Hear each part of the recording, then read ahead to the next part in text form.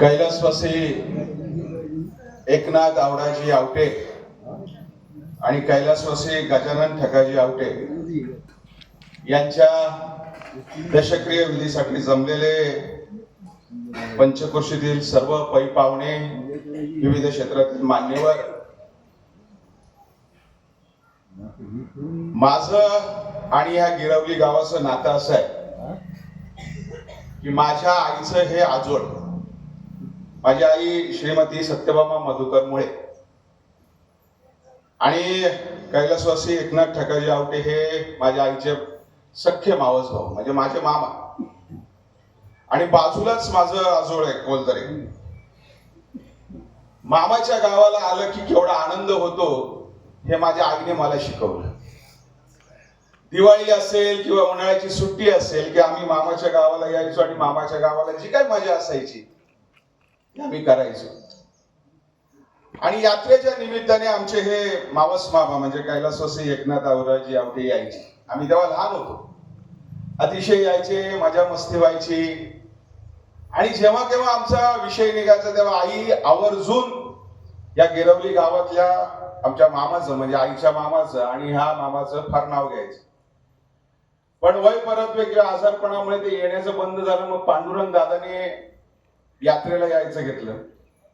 आणि मग अशी आमचे मामे बंधू ज्ञानेश्वर काळे यांनी सांगितलं की जी सेवा म्हणून करायची आहे ती सेवा अतिशय प्रामाणिकपणे प्रेमाने जी केली आणि मामा अतिशय आनंदाने ही लोकांची यात्रा संपवली. महाराज हे मी खरं म्हणतोय, या ठिकाणी जे मी अनुभवलंय ते सांगतोय.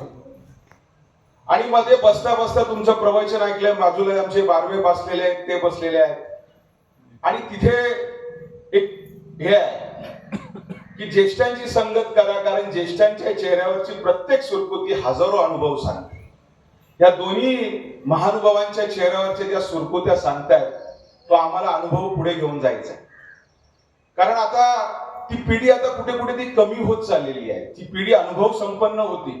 त्या पिढीने कधीच या समाजाचे नियम तोडवले नाही. आजची ही तरुण पिढी, गुलाबराव पारखे साहेब, आजची ही तरुण पिढी समाजाचे नियम मानायलाच तयार नाहीये. लिखित नियम मानायला तयार नाही तर अलिखित नियम कसे काय मानतील? ती पिढी होती ज्यांना लिखित नियम माहिती नव्हते पण अलिखित नियम ते पाळायचे. कारण समोरून आलेला ज्येष्ठ त्याचा आदर करायचा हे आम्हाला शिकवले. आजची तरुण पिढी शिकवत नाही. म्हणून कुठेतरी आता त्याचा आदर्श आपल्याला घेणं गरजेचं आहे. आणि मामा त्या पठडीचे होते. आणि या गाण्यावरती लिहिले की पंढरीचे वारकरी ते अधिकारी मोक्षाचे. खरंच हे मोक्षाचे अधिकारी होते. मी माझ्या मुळे पाटील कुटुंबाच्या वतीने ह्या शिरूरच्या खासदार डॉक्टर अमोल कोल्हे आणि आमचे सन्माननीय खासदार संजय दिना पाटील साहेबांच्या वतीने आणि तमाम आमच्या काळे मुळे पाटील दौंड परिवाराच्या वतीने या मामांना भावपूर्ण श्रद्धांजली अर्पण करतो. आणि परत सांगतो, असा माणूस होणे नाही. रामकृष्ण हरी.